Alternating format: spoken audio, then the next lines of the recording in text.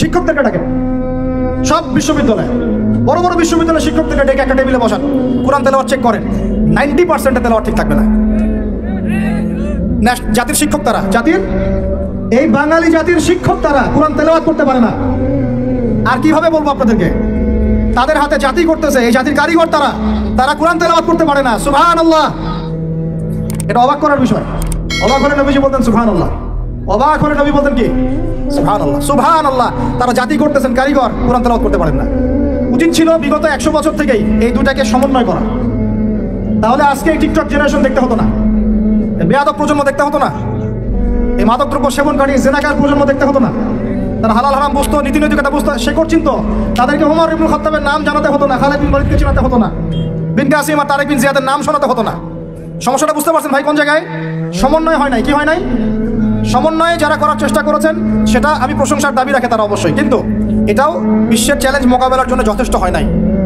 তো কথাগুলো অনেক বড় স্কেলের, এগুলো বাস্তবায়ন করা অনেক বড় ব্যাপার, অনেক কঠিন, রাস্তা অনেক জটিল, কিন্তু এই কাজটা আমরা সবাই মিলে করবো ইনশাআল্লাহ।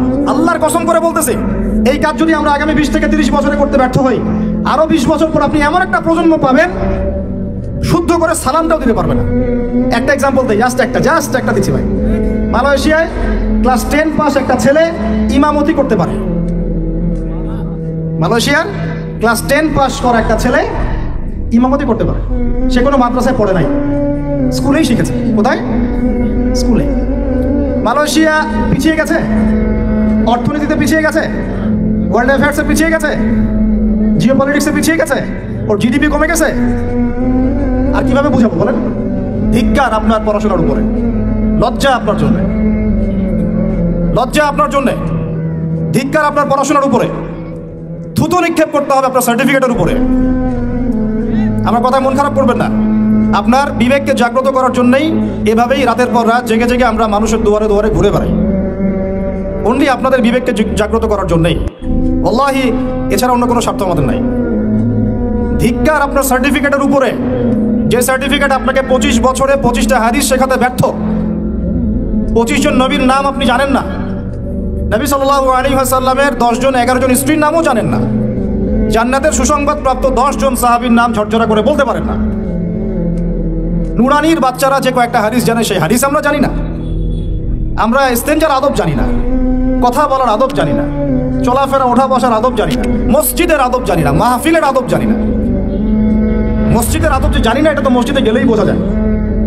নামাজের ফরজ, নামাজের ওয়াজিব, নামাজের সুন্নাহ, মুস্তাহাব, এগুলো আমরা জানি না।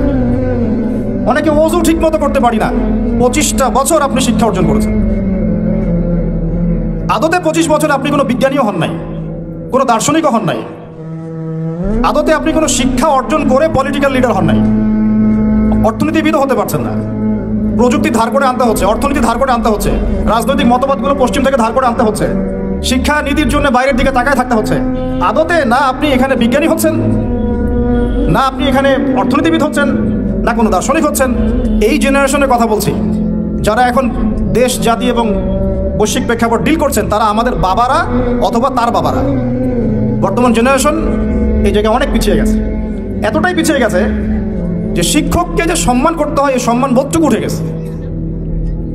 বাবাকে সালাম দিতে হয়, এই সম্মান মর্যাদা বোধটুকু উঠে গেছে। মায়ের সাথে ভালো ব্যবহার করতে হয়, এটা সেই তো কবে উঠে গেল। আর সমাজে ওই জায়গা দখল করলো বৃদ্ধাশ্রম। দিন দিন জেনা বাড়তে থাকলো, ব্যভিচার বাড়তে থাকলো, হারাম খাওয়া বাড়তে থাকলো, সুদ বাড়তে থাকলো। ডিগ্রি অর্জন করে এসে ঘুষ খাচ্ছেন, পিএইচডি করে এসে দুর্নীতি করছেন, একজন ডক্টর হয়ে কসাই হয়ে গেলেন, ইঞ্জিনিয়ার হয়ে চোর হয়ে গেলেন। আমি অবাক হব না আগামী 10 বছর পরে এই টিকটক প্রজন্ম যদি আরেকটা প্যারালাইজড প্রজন্মের রূপ নেয়, এটা তো অবাক হওয়ার কিছু নাই। 25 বছর আমি চ্যালেঞ্জ করছি আপনাদেরকে, 25 বছর পড়েছেন, আমাকে ছোট ছোট 25টা সূরা শোনাতে পারবেন না। আর 25টা সূরার অর্থ যদি জিজ্ঞাসা করি, প্যান্ট গিলা হয়ে যাবে। এই যে ঠিক বলছে আর দাঁত বের করে হাসছে, ভাবখানা এমন আমি এখানে কোনো কৌতুক করছি। এত কমন সেন্সিন জেনারেশন তৈরি করেছেন, এত কমন সেন্সিন, এত বেয়াদব, এত আদবহীন। আপনি কি সার্টিফিকেট দিয়ে শিক্ষাকে মূল্যায়ন করছেন? যেখানে আল্লাহ এবং তার রাসূলের কথা হয়, সিরিয়াস কথা হয়, সিরিয়াস কথাকেও হাসির কথা মনে করে। জিনার আলোচনা হলে দাঁত কেলিয়ে হাসে। এই জেনারেশনের 15 থেকে 20 বছরের ছেলেমেয়েরা এমন কোনো পাপ নাই এখন করে না, এমন কোনো পাপ নাই। মাদক থেকে শুরু করে মেয়ের স্বাদ ভোগ করা পর্যন্ত এভরি সিঙ্গেল থিং তারা তো করে ফেলেছে। আপনারই ছেলে, আপনারই মেয়ে, আমারই ভাই, আমারই বোন। আর এই জেনারেশনকে নবী সাল্লাল্লাহু আলাইহি ওয়াসাল্লাম, সাহাবায়ে কেরাম, তাবেঈন ইজম, 4 ইমাম, মুসলিম উম্মার বীরত্বের ইতিহাস, সালাউদ্দিন আইয়ুবী রাহিমাহুল্লাহ, নুরুদ্দিন জঙ্গি, মুহাম্মদ বিন কাসিম, তারিক বিন জিয়াদ, এই নামই তারা জানে না। এই নামই জানে না তারা জানে না ভারতবর্ষ ইসলাম কে নিয়ে আসছে। বিন কাসিমের হিস্ট্রি কি, তারিক বিন জিয়াদের হিস্ট্রি কি, নুরুদ্দিন জঙ্গির হিস্ট্রি কি, এই জেরুজালেম বাইতুল মুকাদ্দাসের ইতিহাস কি, কিভাবে এটা ওদের হাতে চলে গেল, এটা কাদের ছিল, সাহাবীদের যুগ কেমন ছিল, নবীর যুগ ইসলাম কেমন ছিল, 4 ইমাম কি মেহনত করে গিয়েছেন, সলফে সালেহিন কোন পথ রেখে গিয়েছেন, কিচ্ছু জানে না। Absolutely nothing. বিগত 30 থেকে 40 বছরে আমরা এই জেনারেশনটা তৈরি করেছি। বাট অফকোর্স তারা ক্রিকেটারদের নাম জানে, ফুটবলারদের নাম জানে, গায়ক গায়িকাদের নাম জানে, নায়ক নায়িকাদের নাম জানে। আফসোস, এই জেনারেশনটার জন্য আফসোস। অথচ আমাদেরই ভাই, আমাদেরই বোন। ফরজ মানে কি? আপনি ইচ্ছা হইলে করলেন, ইচ্ছা হইলে করবেন না, নাকি? এটা ফরজ? ফরজ হয়তো বোঝেন। ফরজ কি? ওই যে প্রত্যেক রাতে যে মেয়ের সাথে খষ্টি নষ্টি না করলে আপনার ঘুম হয় না, ওইটা হচ্ছে ফরজ। স্কুলে কলেজে গিয়ে মেয়েদের সাথে অ্যাফেয়ার্স করা, ডেটিং করা, এই পাবজি খেলা, আমাদের সবার উপর এখন ইউটিউবিং, ফেসবুকিং ফরজ। ফরজ বোঝেন, এইভাবে বোঝেন, এগুলো হচ্ছে ফরজ আপনার উপরে। তো সালাত, হাইয়া আলা সালাত প্রত্যেক দিন আপনার কানে যায়, কেন সালাতে আসেন না? হাইয়া আলাল ফালাহ আপনার আবার কানে যায়, কেন সালাতে আসেন না? কখন সালাতে আসবেন? ছোট ভাইরা কখন সালাতে আসবেন? যখন আপনার বয়স হবে 50। ওই সময় এসে প্রথম কাতারে চেয়ার নিয়ে দৌড়াদৌড়ি করবেন। আমরা যখন মসজিদে যাই, প্রথম কাতারগুলোতে প্রথম 2টা কাতার থাকে বয়স্করা, বৃদ্ধরা, যুবকরা নাই। আর ওই সময় চেয়ার নিয়ে মারামারি, কারণ এখন তো সেজদা দেওয়ার মতো শরীরে ক্ষমতা নাই। কে আগে চেয়ার দখল করতে পারে, ওই হচ্ছে প্রতিযোগিতা। আমরা কি ওই সময়ের জন্য অপেক্ষা করছি? সুবহানাল্লাহ। নামাজ পড়লে কি আপনি জঙ্গি হয়ে যাবেন? নামাজ পড়লে আপনি কি মানবতা বিরোধী অপরাধী হয়ে যাবেন? এই ফাইজলামি মার্কে কথাবার্তা যারা বলবে, সমাজ থেকে বয়কট করে দিবেন, সামাজিক প্রতিবাদ করে তুলবেন। এই শব্দগুলো সস্তা করতে করতে যাকে তাকে যা ইচ্ছা তাই বলে বেড়াচ্ছে। ধর্মের কথা, ইসলামের কথা বললেই মানুষ সন্ত্রাসী হয়ে যায়। আমরা কি শান্তিপূর্ণ পরিবেশের মধ্যে অশান্তি সৃষ্টি করতে চাই? কোশ্চিন গেলেও নয়। কিন্তু আপনার ছেলে, আমার ছেলে, আমার ভাই, আপনার বোন নামাজ পড়বে না কেন? নামাজ পড়লে কি মানুষ খারাপ হয়ে যাবে? বাংলাদেশে যে শিক্ষা প্রতিষ্ঠানগুলো সবচেয়ে ভালো করে, এই তো আপনাদের এখানে ক্যাডেট কলেজ আছে না, রেজাল্ট ওদের চেয়ে ভালো কেউ করে? দেখেন প্রত্যেকটা স্টুডেন্ট যাদের নামাজ ফরজ, নামাজ পড়ে ঠিকঠাক মতো, 5 ওয়াক্ত নামাজ টাইম টু টাইম পড়ে। 5 ওয়াক্ত নামাজ তারা টাইম টু টাইম পড়তে পারে।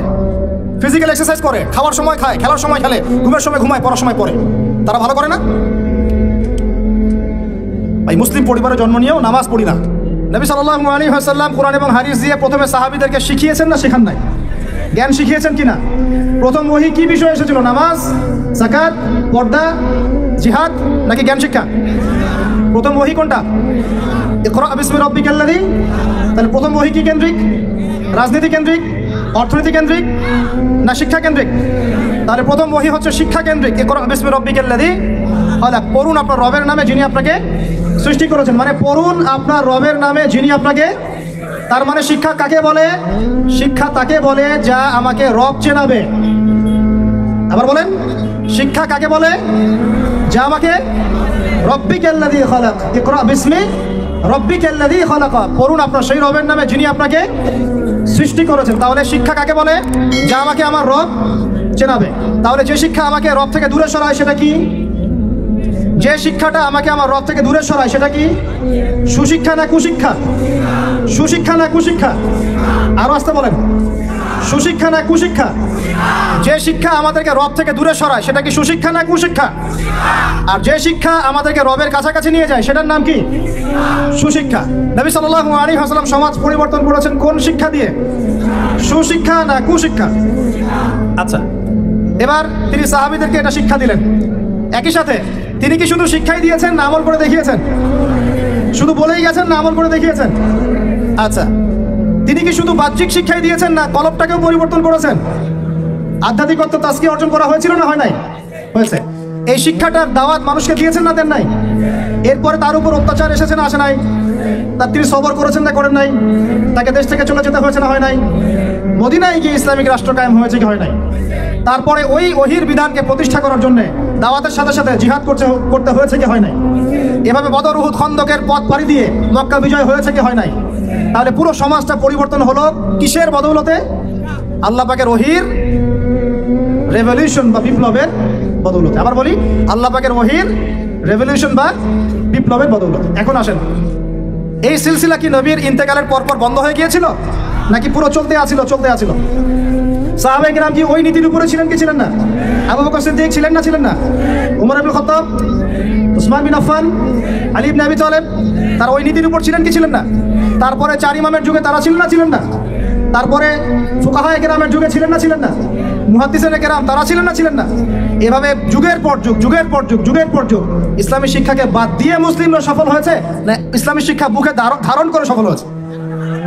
আরো আসতে বলেন, ইসলামী শিক্ষাকে বুকে ধারণ করে যুগের পর যুগ আমরা সফল হয়েছিলাম না এটাকে বর্জন করে সফল হয়েছিলাম? এবার আসেন, এখনকার আধুনিক বিশ্বের যে কোনো সাবজেক্ট আমি চ্যালেঞ্জ করতেছি, chemistry, physics, astrophysics, philosophy, political affairs, অর্থনীতি, ম্যাথামেটিক্স, সায়েন্স অ্যান্ড টেকনোলজি, যে কোনো সাবজেক্টের গোড়ায় আপনি যাবেন, আপনি ওই সোনালী যুগের কোনো না কোনো মনীষীকে খুঁজে পাবেন। আমার কথা বুঝতে পারলেন? এই বিশ্বের যে কোনো সাবজেক্ট কিসের প্রযুক্তির বড়াই করতেছেন? অ্যালগরিদম ছাড়া প্রযুক্তি অচল। আপনি ল্যাপটপ খুলতে পারবেন না, টাইপ করতে পারবেন না। যে বইটা ইসলামের এগেনস্টে লিখেছেন ওই বইটা টাইপ করতে পারবেন না যদি অ্যালগরিদম না থাকে। আর সেই অ্যালগরিদম আবিষ্কার করেছেন একজন মুসলিম মনীষী। মেডিকেল সায়েন্সে যাবেন, মেডিকেল সায়েন্সের যত থিওরি আছে ইবনে সিনার বইয়ের উপর দাঁড়িয়ে আছে। কার বইয়ের উপরে? এই যে আপনি ফিলোসফিক্যাল থটসের কথা বলেন, দার্শনিক মতবাদগুলোর কথা বলেন, আপনি ইমাম গাজ্জালির বাইরে যেতে পারবেন না। আমি ইবনে রুশদের বাইরে যেতে পারবো না। আপনি অ্যাস্ট্রোফিজিক্সের কথা বলেন, এই কেমিস্ট্রির কথা বলেন, জাবির ইবনে হাইয়ান ছাড়া কেমিস্ট্রি অচল। তোমরা এগুলো জানো না? জীববিজ্ঞান এরা পারবে? জীববিজ্ঞান কি ইবনে সিনার থিওরির বাইরে যেতে পারবে? ম্যাথামেটিক্স ওমর খৈয়ামের বাইরে যেতে পারবে? আল খাওয়ারিজমির বাইরে যেতে পারবে? ইবনে রুশদের বাইরে যেতে পারবে? এরকম বহু নাম বলতে থাকলে সারা রাত যাবে, আমার কাছে নোট করা আছে। এমন কোনো সাবজেক্ট নাই। এখনকার বিশ্বের চলমান শিক্ষানীতি নিয়ে এত কথা বলছেন, শিক্ষানীতি এইটা ওইটা, ইসলাম, সেকুলারিজম, ডেমোক্রেসি ইত্যাদি, কোনো সাবজেক্ট আপনি এই বিশ্বে চালাতে পারবেন না যে সাবজেক্টের গোড়ায় কোনো না কোনো মুসলিম মনীষীকে খুঁজে পাবেন। বিশ্বকে আমরা করে দিলাম, বিশ্বকে কারা করে দিল? এইভাবে 1-2 বছর নয়, প্রায় 1200 বছর। কত বছর? প্রায় 1200 বছর এই পুরো বিশ্বটাকে আমরা শাসন করেছি। শুধু শিক্ষানীতি নয়, আমরা অর্থনীতি শাসন করেছি, আমরা পলিটিক্যাল অ্যাফেয়ার শাসন করেছি, রাজনীতি শাসন করেছি। আর আজকে ওদের কাছে লোন চাইতে হয়, ওরা শর্ত আরোপ করে। কোথায় আসছি আমরা চিন্তা করছেন? ইতিহাস সেই কবে ভুলে গেছি? শিক্ষার আপনি যে সেক্টরে যাবেন আপনি গিয়ে দেখবেন সেখানে কোনো মুসলিম মনীষীর অবদান আছে। আপনি আল খাওয়ারিজমি বাদ দিয়ে, ইবনে রুশকে বাদ দিয়ে, ইমাম গাজ্জালিকে বাদ দিয়ে, জাবির ইবনে হাইয়ানকে বাদ দিয়ে, ইবনে সিনাকে বাদ দিয়ে, এনাদেরকে বাদ দিয়ে আপনি সাহিত্য খুঁজে পাবেন না, আপনি দর্শন খুঁজে পাবেন না, আপনি ম্যাথামেটিক্স খুঁজে পাবেন না, কেমিস্ট্রি, ফিজিক্স, সায়েন্স খুঁজে পাবেন না। এখন আমাকে বলেন, ওই সময়কার এই মনীষীরা কি ইসলামী শিক্ষাটাকে বাদ দিয়ে শুধুমাত্র বৈষয়িক শিক্ষায় শিক্ষিত ছিলেন, না ইসলামী শিক্ষার সাথে বৈষয়িক শিক্ষা দুটোই শিখেছেন? কোনটা বলেন? কথা বলেন। একটা শিখেছেন না দুটোই শিখেছেন? এই করতে করতে করতে শিক্ষা এখন 2 ভাগে ভাগ হয়ে গেছে। কয় ভাগে ভাই? একটা জেনারেল স্কুল অফ থট বা সেকুলার স্কুল অফ থট, একটা হলো ইসলামিক স্কুল অফ থট। আমার সাথে বলেন, একটা সেকুলার স্কুল অফ থট, একটা Islamic school of thought. Secular school of থটটা এমনভাবে সাজানো হচ্ছে, শুরুতে বলেছি 20 বছর পড়বেন, 20টা সূরা মুখস্থ করতে পারবেন।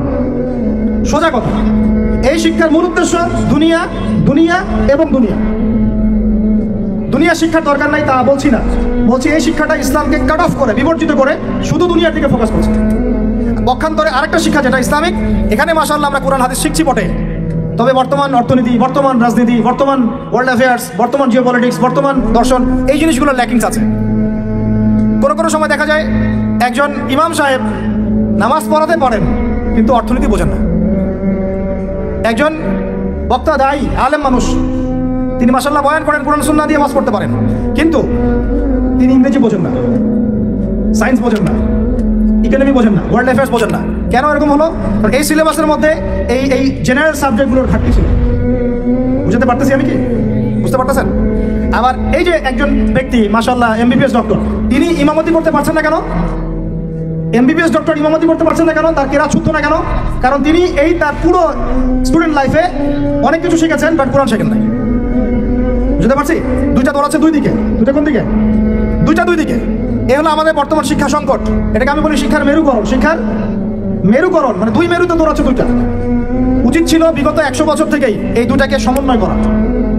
তাহলে আজকে এই টিকটক জেনারেশন দেখতে হতো না, বেয়াদব প্রজন্ম দেখতে হতো না।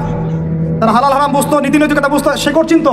তাদেরকে ওমর ইবনুল খাত্তাবের নাম জানাতে হতো না, খালিদ বিন ওয়ালিদকে চেনাতে হতো না, বিন কাসিম আর তারেক বিন জিয়াদের নাম শোনাতে হতো না। সমস্যাটা বুঝতে পারছেন ভাই কোন জায়গায়? সমন্বয় হয় নাই। কি হয় নাই? সমন্বয়ে যারা করার চেষ্টা করেছেন সেটা আমি প্রশংসার দাবি রাখে তারা অবশ্যই, কিন্তু এটাও বিশ্বের চ্যালেঞ্জ মোকাবেলার জন্য যথেষ্ট হয় নাই। কথাগুলো অনেক বড় স্কেলের, এগুলো বাস্তবায়ন করা অনেক বড় ব্যাপার, অনেক কঠিন, রাস্তা অনেক জটিল, কিন্তু এই কাজটা আমরা সবাই মিলে করবো ইনশাআল্লাহ। আল্লাহর কসম করে বলতেছি, এই কাজ যদি আমরা আগামী 20 থেকে 30 বছরে করতে ব্যর্থ হই, আরো 20 বছর পর আপনি এমন একটা প্রজন্ম পাবেন শুদ্ধ করে সালামটাও দিতে পারবে না। দেখে নিয়েন, আপনি শুদ্ধ করে সালাম তো দিতে পারবেই না, আল্লাহ পাকের কালিমা লা ইলাহা ইল্লাল্লাহ ঠিকমতো উচ্চারণ করতে পারবে কিনা সন্দেহ আছে। নামাজটাকে সে অপশনাল মনে করবে। রমজান মাসে বাইরে সিগারেট টান দিয়ে বের হবে, ও যে আর কি করতে পারে, দেখবেন যে পশু হয়ে গেছে, বালহুম আদল, বরং তার চেয়ে নিকৃষ্ট হয়ে যাবে যদি না আমরা এই শিক্ষাটাকে সমন্বয় করতে পারি। এখন সমন্বয়ের পথ ও পদ্ধতি কয়টা? আমার ক্ষুদ্র গবেষণায় 3টা। কয়টা ভাই? আচ্ছা, এটাই শেষ কথা। পথ ও পদ্ধতি খুব কম। কেন কম? কারণ আমাদের কাছে কোনো শক্তি নাই। এখানে বসে অনেক কথা বললাম, অনেক কিছু বোঝানোর চেষ্টা করলাম, এই পর্যন্তই। আমার হাতে কোনো ক্ষমতা নাই, এবং আমার মতো হাজার হাজার আবুদ আদনান বা আপনার মিজানুর রহমান আজহারি, হ্যাঁ, আরো যারা বড় বড় স্কলার আছেন, কেউই কিছু করতে পারবে না। কেন? কারণ আমাদের হাতে কোনো পলিটিক্যাল পাওয়ার নাই, আমাদের হাতে কোনো সোশ্যাল পাওয়ার নাই, আমাদের হাতে কোনো আপনার কি বলেন শাসন ক্ষমতা আমাদের হাতে নাই। কে করতে পারবেন? যিনি একজন সৎ নেতা, যিনি একজন সৎ নেতা, যোগ্য নেতা, যাকে আল্লাহ দিনের বুঝ দিয়েছেন, যার কোরআন সুন্নাহর জ্ঞান আছে, দিনের বুঝ আছে, সমকালীন প্রেক্ষাপট সম্পর্কে সচেতন, তিনিই করতে পারবেন ইনশাআল্লাহ। আমরা দোয়া করি আল্লাহ পাক যেন এমন মানুষ উপর থেকে নিয়ে আসে। বলেন আমিন। আল্লাহ পাক এমন মানুষ উপর থেকে নিয়ে আসে, এরকম যোগ্য মানুষদেরকে আল্লাহ পাক উপরে নিয়ে যান। কেন পারবেন? উপর থেকে ঢেলে একটা শিক্ষানীতি চালু করতে পারবেন। তিনি মানুষকে ফোর্স করতে পারবেন, এই শিক্ষানীতির উপর আমার জাতি চলবে, যেখানে জেনারেল শিক্ষা, ইসলামিক শিক্ষার একটা সর্বোচ্চ সমন্বয় থাকবে। এরকম কোনো নেতা আসলে পরে প্রত্যেকটা স্কুলে, প্রত্যেকটা কলেজে, প্রত্যেকটা বিশ্ববিদ্যালয়ে ইনশাআল্লাহ দেখবেন ইসলামিক শিক্ষা ঢুকে গেছে ইনশাআল্লাহ। একই সাথে প্রত্যেক মাদ্রাসায় বর্তমান যুগোপযোগী জ্ঞানগুলো ঢুকে যাবে ইনশাআল্লাহ। তিনি পারবেন সবাইকে এক টেবিলে বসাতে। এটা আমার আপনার সাধ্যের মতো নাই, কিন্তু আপনাকে পথ দেখাতে পারবো। কি দেখাতে পারবো? বলতে পারবো যে কিভাবে হলে সম্ভব হতো। এটা একটা বিশাল জিনিস। এই জায়গা থেকে যদি শক্তি না আসে ইসলাম মুসলিমদের, নিচু লেভেলে আপনি যত কাজই করেন এটা সাস্টেন করবে না। এইটা একটা পথ। যদি আমাদের উপরে এমন কোনো নেতৃত্ব আসে যারা প্রত্যেকটা শিক্ষা ব্যবস্থাকে ঢেলে সাজাতে পারবে, ইনশাআল্লাহ জাতিকে বাঁচানো সম্ভব। এখনো সম্ভব, আযাব আসার আগেই বাঁচানো সম্ভব। আমার কথা বুঝে যায়? 1 নম্বর পথ। এই পথটা কঠিন না সহজ? বলেন। মারাত্মক কঠিন। এটা কি? মারাত্মক কঠিন, কারণ এটা সম্পূর্ণ আল্লাহ পাকের ইখতিয়ার। কারণ কুলিল্লাহুম্মা মালিকাল মুলক তুতিল মুলকা মান তাশা ওয়া তানজিউল মুলকা মিম্মান তাশা। আল্লাহ পাক হচ্ছেন ক্ষমতার অধিকারী, যাকে ইচ্ছা ক্ষমতা দেন, যার ইচ্ছা কেড়ে নেন। আয়াতটা মনে আছে? তুতিল মুলকা মান তাশা ওয়া তানজিউল মুলকা মিম্মান তাশা ওয়া তুইজ্জু মান তাশা ওয়া তুযিল্লু মান তাশা বিয়াদিকাল খায়র। আল্লাহ পাকের হাতেই এই সব ক্ষমতা। তিনি দিতে পারেন, নিতে পারেন, ইজ্জত দিতে পারেন, কমাতে পারেন। এটা একটা পথ। এই পথটা যদি আল্লাহ পাক আমাদের জন্য উন্মুক্ত করে দেন কোনোভাবে, বা যারা আছেন তাদের মতো ওই বুঝটা দান করেন, তাহলে এই জাতিকে বাঁচানো সম্ভব, উপরের লেভেল থেকে বাঁচানো সম্ভব। কেন? কারণ আমরা যদি সবাইকে মাস্ক পড়তে ফোর্স করতে পারি, আমরা সব শিক্ষা প্রতিষ্ঠানে প্রাইমারি লেভেলে কোরআন শিক্ষা বাধ্যতামূলক করতে পারি। কথা বোঝা যায়? আমি যে মাঠে বসে কথা বলছি, এটা তো ইউনিভার্সিটি না, ডিগ্রি কলেজ। আপনি ডিগ্রি কলেজের সবগুলো স্টুডেন্টকে ডাকেন দেখি এবং কোরআন তেলাওয়াত চেক করেন। ডিগ্রি কলেজ মানে তার বয়স কত এখন? 25 বছরে তার কোরআন তেলাওয়াত সহি হয় নাই। কারণ উপর থেকে তাকে কোনো চাপই দেওয়া হয় নাই। তার সিলেবাস ওটা ফোর্সফুল, বাধ্যতামূলক ছিলই না কখনো। ওই জন্য কি আরো করে নাই, ও সিলেবাসে আমি পড়বো কেন? সে তো পড়াশোনা করতেছে চাকরির জন্য। বুঝতে পারেন কথা? শিক্ষকদেরকে ডাকেন সব বিশ্ববিদ্যালয়ে, বড় বড় বিশ্ববিদ্যালয়ের শিক্ষকদেরকে ডেকে একটা টেবিলে বসান, কোরআন তেলাওয়াত চেক করেন। 90% তেলাওয়াত ঠিক থাকবে না। জাতির শিক্ষক তারা, এই বাঙালি জাতির শিক্ষক তারা কোরআন তেলাওয়াত করতে পারে না। আর কিভাবে বলবো আপনাদেরকে? তাদের হাতে জাতি করতেছে, এই জাতির কারিগর তারা, তারা কোরআন তেলাওয়াত করতে পারে না। সুবহানাল্লাহ। এটা অবাক করার বিষয়। অবাক হলে নবীজি বলতেন সুবহানাল্লাহ, অবাক হলে নবী বলতেন কি সুবহানাল্লাহ, সুবহানাল্লাহ। তারা জাতি করতেছেন কারিগর, কোরআন তেলাওয়াত করতে পারেন না। একটা এক্সাম্পল দেই, জাস্ট একটা দিচ্ছি ভাই। মালয়েশিয়ায় ক্লাস 10 পাস একটা ছেলে ইমামতি করতে পারে। মালয়েশিয়ার ক্লাস 10 পাস করা একটা ছেলে ইমামতি করতে পারে।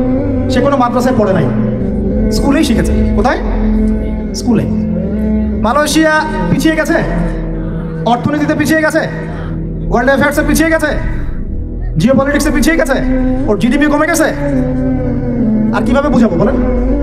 আর কিভাবে বুঝাবো?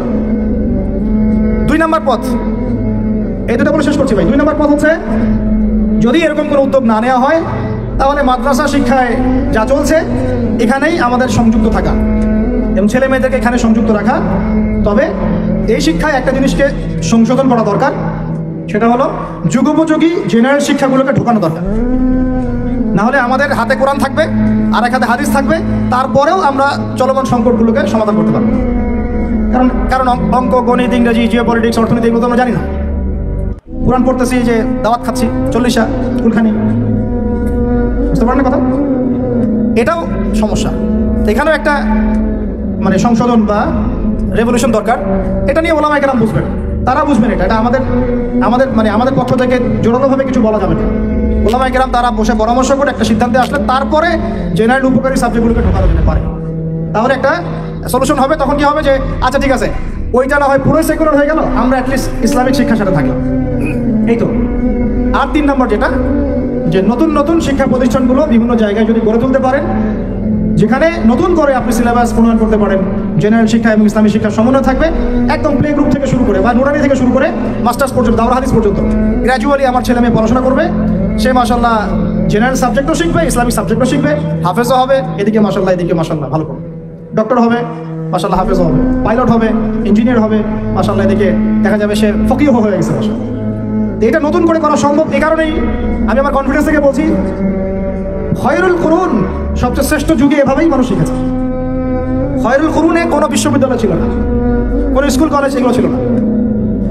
একজন ছাত্র একজন আলেমের কাছে গিয়ে কোরআন হিফজ করতেন, হেফজ শেষ আরেকজনের কাছে আরবি ভাষা শিখতেন, শেষ আরেকজনের কাছে গিয়ে নাহু সরফ শিখতেন, শেষ আরেকজনের কাছে উসুল শিখতেন, আরেকজনের কাছে ফিকহ শিখতেন, তারপরে গিয়ে অন্যান্য সেক্টরগুলোতে চলে যেতেন।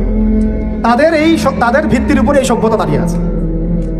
এটাকে নতুন করে আবার চালু করা সম্ভব নতুন প্রতিষ্ঠান গড়ে তোলার মধ্য দিয়ে। তবে কাজটা বলার চেয়ে করা কঠিন, কারণ আমাদের মধ্যে অনেক সমস্যা। আমরা সবাই তাকায় থাকি মানুষের দিকে, সে করবে আমি গিয়ে ভোগ করবো।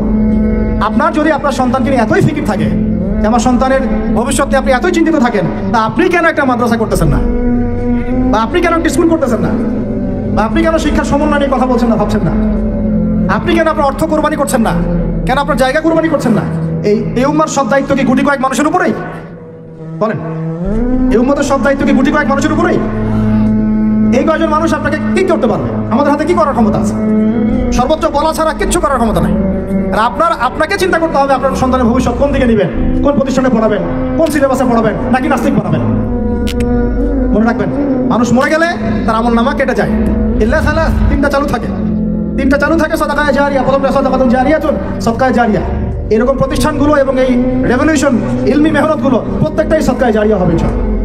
2 নম্বর কি? ওয়ালাদুন সালেহ, নেককার সন্তান কখন তৈরি হবে? যখন এরকম প্রতিষ্ঠান গড়ে তুলবেন তখনই তো।